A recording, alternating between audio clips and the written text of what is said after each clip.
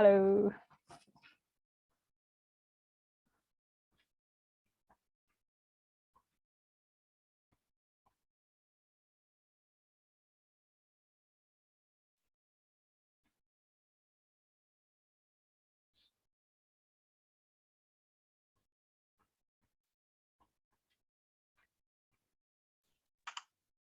I think this is such a punctual group. Everybody joins on the minute and not a minute before. What, you mean you don't have back-to-back meetings all morning, Robert? Like, the only reason my calendar works is because it's virtual and I could just click on new links, whereas it was a real problem in an office where you had to kind of like sprint to the other side of the building in like 3 seconds. Aren't we supposed to use speedy meetings so that you have a 5-minute breaks between? I don't believe in them. I worked in a place where if you had speedy meetings, people would book meetings in between. So they'd go, I just need you for 5 minutes. I've just booked that gap. You'd be like, whoa, what are you doing? And then they'd talk for 10 minutes and you'd be even more late. Chaos. Also, welcome everyone. Happy Monday. And so, awesome.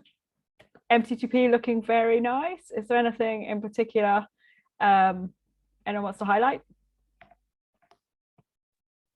Well, I think last week we had a lot of blockers for deployments, so that maybe explains why we didn't have such nice MTTP there.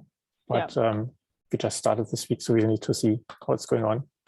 But overall, we were mostly busy with backports, right, and security. So I think that was the main topic, according to release management. Awesome. Okay. Well, say give us a shout if there's anything you need help with. Otherwise, like it's looking pretty good. I highlighted in Slack as well. If you look at the weekly MTTP, which is useful, gives a kind of slightly different view. That's counting hourly. So weekends look pretty scary and PCLs look pretty terrible. But because of the monthly one, the way it counts is it doesn't count on PCLs. So it looks a little bit different. Cool. So I've had a What happened to November suddenly jumped up? I think the last week, I think there were like last 2 weeks, lots of incidents, I think maybe. Yeah, there were quite Skarbek a few long incidents. Yeah. I think those incidents happened mostly in the Americas time zone. So I think I wasn't involved in too many of them, but when we were blocked, it was mostly during the Americas time, I think, for some reason. I feel like for the last 2 weeks, my ability to watch at least one production deploy is rare. That probably is showing on the stuff then. Actually, that reminds me, Skarbek, I saw you got pinged for the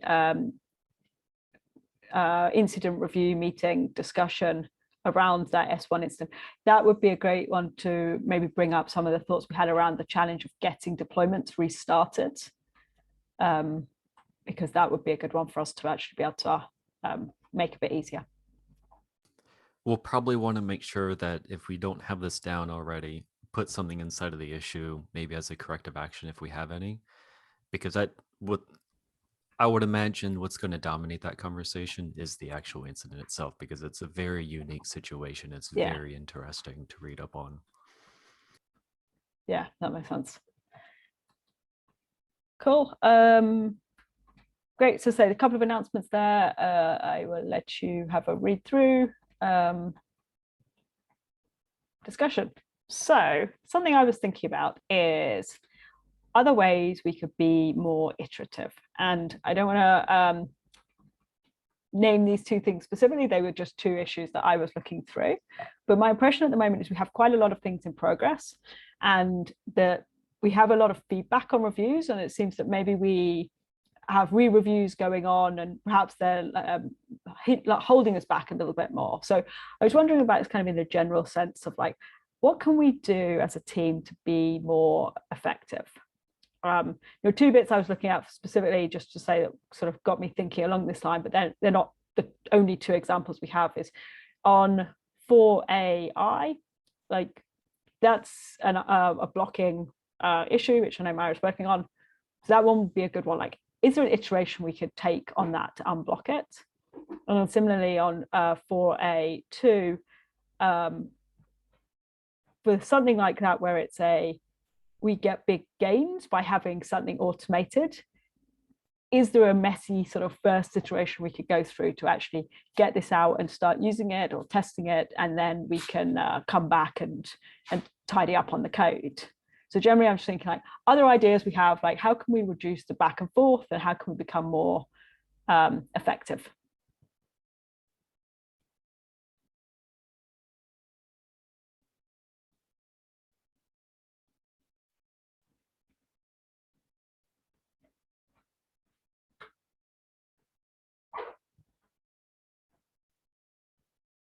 I would like to think that we're pretty iterative as is. I think we're just coming across some very unique problems. Problems that require a lot of conversation, I feel. Am I the only one who thinks that?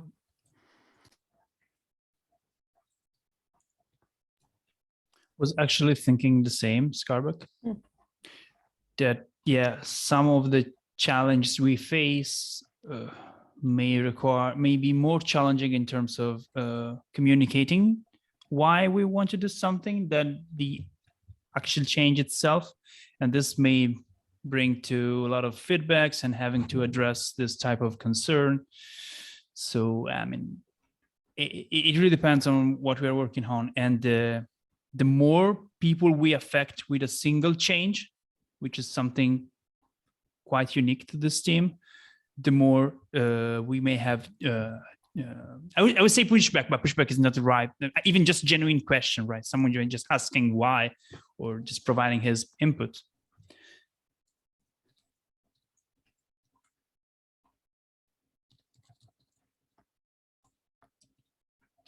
For something where we are, for like the one that Ruben's working on the automated blog release post, do we have a process already where we do like a follow-up for, so like Ruben and I were chatting a little bit this morning, like, do we have any precedents for this thing is working, we can merge it and test it, and here's the follow-up issues or the follow-up MRs that do the tidy up of the code?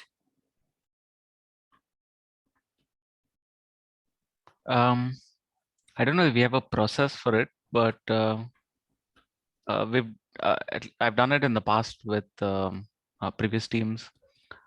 You can open follow-up issues for refactoring or things like that.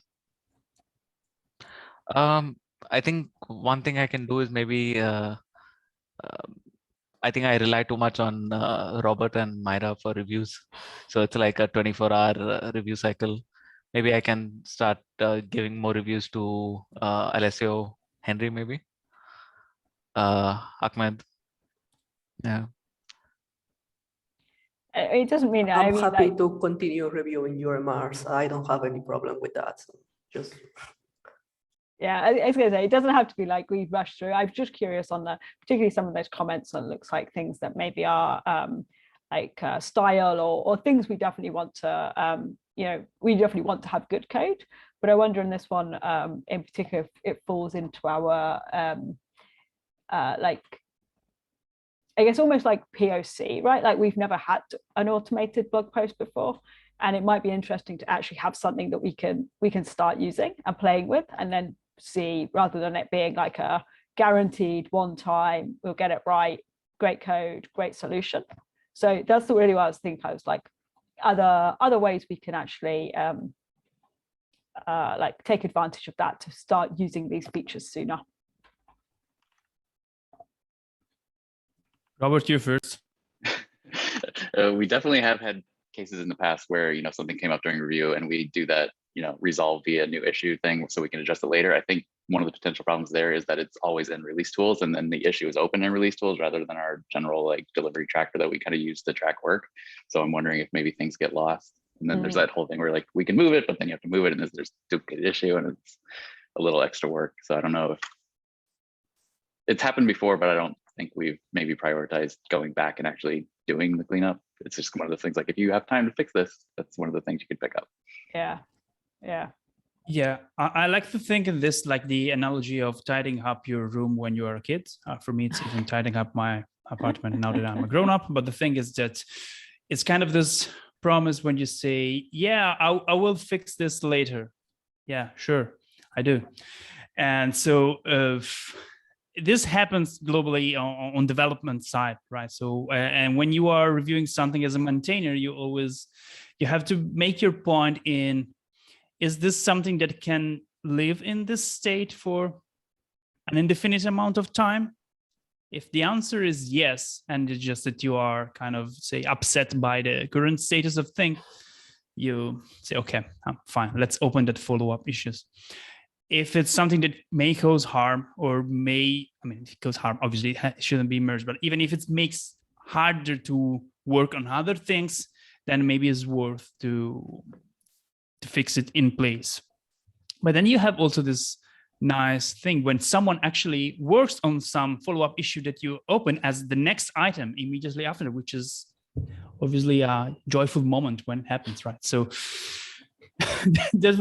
okay. So my point is that especially in release tools or the thing that we work by ourselves, we are kind of in charge of the schedule and everything, I would say that, we are within one team, right? So we should trust each other. If someone says, I can work on this right after, but it gives us in the meantime the opportunity to test something, and we, the maintainers, the reviewers, are sure that this is not posing any harm or creating any risk, I think we can try to split this a bit more.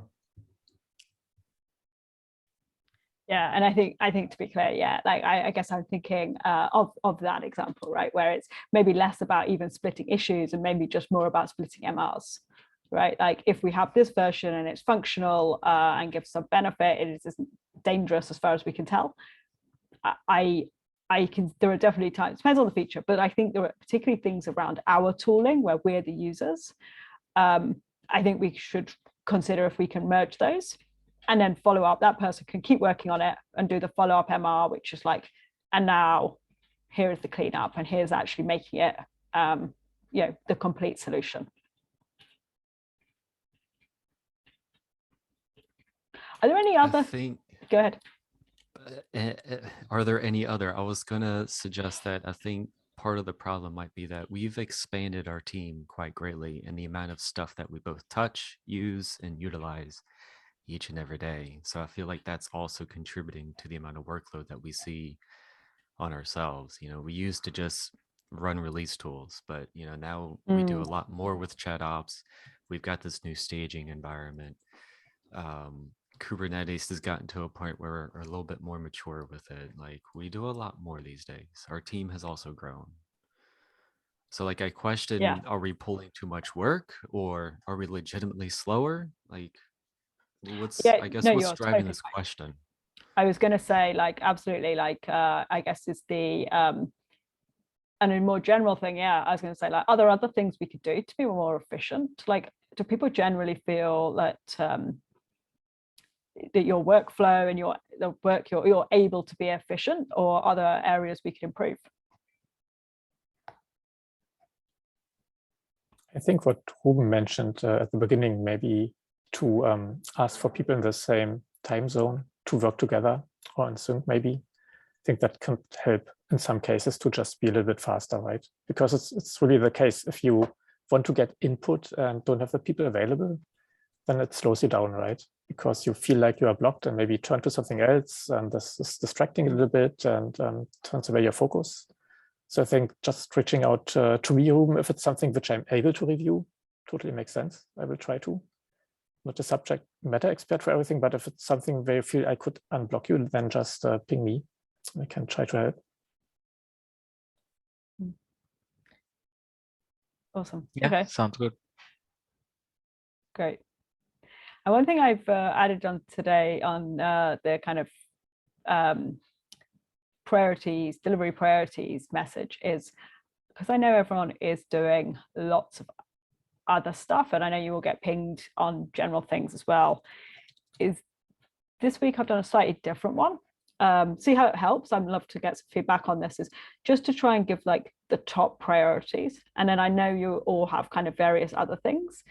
But hopefully this is a kind of like, if I get 2 MRs coming in my way, if one of them is for those 3 projects, please prioritize that. Otherwise, it's kind of like P2, like, you know, you can kind of come to it afterwards. But I know there are other things that probably don't fall into those priorities. Ruben in particular, like I know we've chatted about some stuff and your things aren't listed on here, but if people are unsure, like, should I prioritize item A or pick up this other issue or respond to this pick, please just give me a shout and we're happy to talk it through, right? Because they're all a bit like, it all depends, obviously it depends on the context, but I am kind of keen that we find a way to maybe reduce the amount of stuff we have in flight, and then have a few extra people working on the same thing, so we can sort of like try and push those forwards and try and unblock things. Yeah, this is something. So if we have less things in flight and more people assigned to the same, say, let's call it project, and it's kind of easier to say be on the same page and having more context. So there's less context switch into just getting those reviews. Oh, what is he doing, right? So, yeah. But yeah, obviously then, yeah, we have to see the output out of this, right? So if we end up doing less or more, really depends on it. Yeah, exactly. I think the challenge is going to be the kind of ad hoc requests, because a lot of those we do want to service. So it'll be trying to figure out, I think, where those fit. So do we want to distinguish between like large issues that people are working on and small ones? Because sometimes having like extra small ones that you can like just pick up and work on for half a day or something can be useful. Say if you're stuck on the larger main issue that you're working on, you just pick up something small, work on it a little bit, make some progress, and then when you're unblocked, you come back to the main issue you're working on.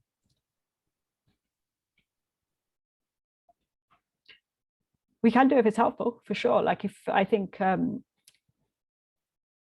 if you feel like you have things like gaps and you want to pick up some smaller stuff, then sure, like we can get that set up, definitely.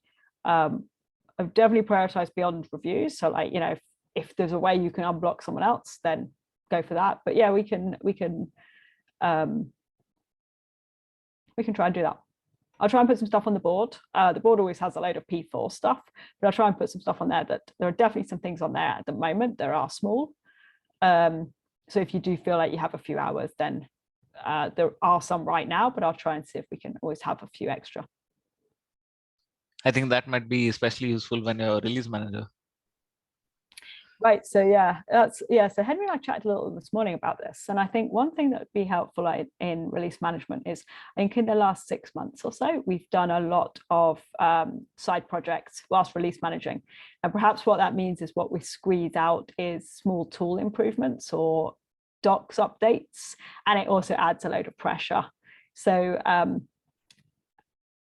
happy to kick us off for next year, but I think we should probably be a bit more intentional about pausing or handing off projects so that you can actually 100% just release manage and tool improve and docs improve and, you know, do learning or whatever the extra stuff is that you want to fit in around release management.